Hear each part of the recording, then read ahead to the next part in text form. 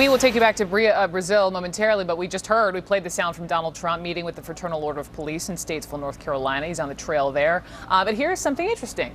Montel Williams says he is throwing his support behind Hillary Clinton. He supported Republican John Kasich in the primaries. We talked a lot about that.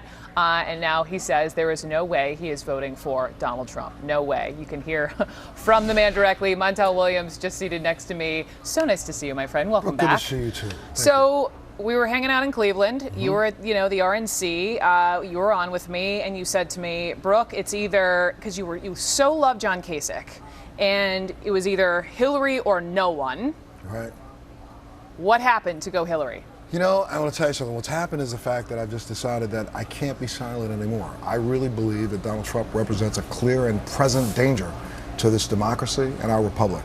And unfortunately, there's no other game in town. I think Hillary is left, and reluctantly, and I say only partially reluctantly, I'm going to back her. And the reason why is because I cannot see Donald Trump ever being the commander-in-chief of our military. You said Trump is, quote, worse than a clown or a bigot, but then when I hear you talk about Hillary Clinton and you say, well, she was left, what don't you like about Hillary Clinton? I have to say very clearly, and I'm starting to change my attitude, and like a lot of other people out here who are independents, you have to be pushed a little bit in one direction or another. I'll tell you what happened. I went to the Republican convention like you did. Yes. We saw nothing but divisiveness, wall building, separatism, everything like that. When you looked to the Democratic convention, you saw at least they made an attempt to reach out to people like us, people who are independents, people who are Republicans, people who are conservative. They made that attempt. Now, I reached out after I wrote this op-ed piece and just said blanketly, as long as we can get to an understanding that the first priority for me is taking care of our military. Remember, each candidate has said after the Wednesday, they intend to put ISIS in their place. That means sending troops into the battlefield. We can't do that, Brooke, until we pay the debt we owe. I hear you, and I know, Mr. Naval Academy, on to becoming a Marine, you're incredibly passionate about veterans issues, but you still didn't answer my question, which is, what about Hillary made you so reluctant to finally giving in and saying, I'm with her? Well, remember, I held some of the highest clearances this country has ever given and bestowed. I had top secret SI. I was involved in nothing but black ops. People don't know this. I was at the National Security Agency for my entire career. Spent 600 days afloat, 300 under the water in black ops, okay? Incredible. So the way she handled our security information is really unconscionable. However, we have due process.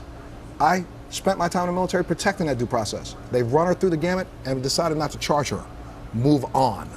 Next. So that was the one that was my biggest reluctance. Now, second was the fact that she has stated that she's not sure if the VA problems still exist. Well, they do exist. There's no way to lie our way out of this. Whether or not we've went from 22 to 21 people killing themselves a day, that's nothing to brag about. Last night, after I went on hardball, 2 steps removed from Hillary herself, camps have reached out to me to ask me, okay, Montel, can we talk about the veterans issues? I've been saying this all year long. I've not heard from Donald Trump at all, and anybody on that camp. He says he's advocating for veterans issues. No, he's talking a mean game like he talks about everything. The other day he said, we want to put more police officers in inner cities because I want to help black people. Really? Is the next thing he's going to say build a wall around inner cities to keep us out? I need to stop the rhetoric over there and go with what I think will maintain this republic. But he also, in all this, name calling, he did, call Hillary Clinton a bigot. But beyond that, he was saying that the Democratic Party has taken for granted black voters. That's the most ridiculous thing in the world. It's the most ridiculous comment ever. The fact that he would even address black people after he and himself wrote in his own book. And let's remember something, Brooke. Everybody's talking about the art of the deal. I want to remind you of this. When that book was published, it never made the New York Times bestseller list. 3 weeks was out. I'm the only show that gave Donald Trump a full hour for that book. The Monday after it aired, he hit the New York Times bestseller list. His author himself said something to you about a week ago. He said when Donald walked in to start the interview process for that book, he reminded him, he said, look, I'm really proud of this. I'm the same guy I was when I was 8 years old. He's that same guy today. He's an 8-year-old spoiled child who does what? Throws tantrums, won't study, won't listen, thinks he knows everything, and he wants to run this country. How many years ago was that show? Oh, my Off the top of your head.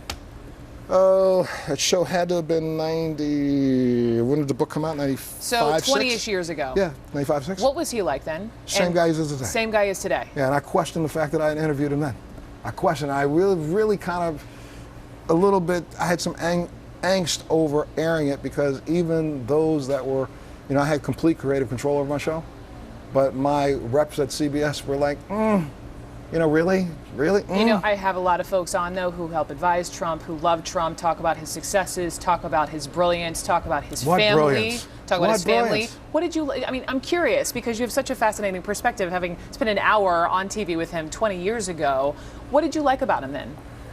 You know what? I really put him on because I wanted to get some ratings.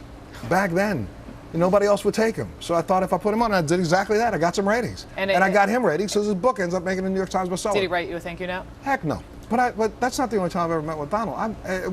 We do go way back. I've met with him over business initiatives in his office here in Manhattan, in Florida. I used to be invited to Mar-a-Lago every year for his Christmas parties. I know Donald. I'm here to say to you, I'm so sorry. He's the same 8-year-old guy that I knew then, same one now. We're going to pivot back and talk about what's happened in Brazil in a commercial break. Just full disclosure, you came up to say hello. Sure, I did. And I said, what your thoughts on, as we talk about the Olympics, and there was such a run-up to what happened in Rio, right, with regard to, and I'm sure Brazil didn't love it, with regard to Zika and pollution in the water and crime down there. And for the most part, it's been solid Olympic Games, and now all of a sudden you have this, incredible American swimmer. And our other Olympic athletes, American, are being booed right now because of this, but go ahead.